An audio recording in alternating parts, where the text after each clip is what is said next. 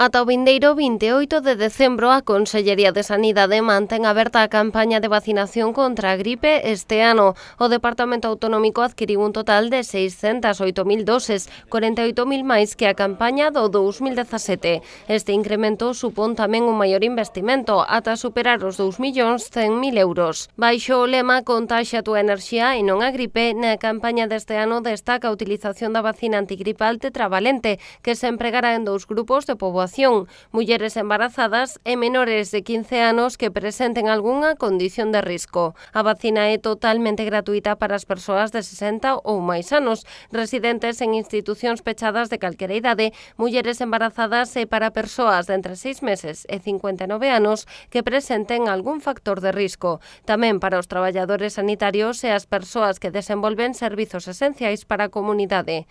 O obxectivo da Xunta é acadar unha cobertura dun 35% nas persoas de 60 a 64 anos, dun 65% na poboación de 65 anos ou máis e superior ao 40% nos traballadores sanitarios do Sergas e nas embarazadas. Polo tanto, mellorar as cifras conseguidas o ano pasado, cando se superaron as 500.000 doses postas. Durante a campaña, o Sergas conta con preto de 900 puntos de vacinación en toda Galicia.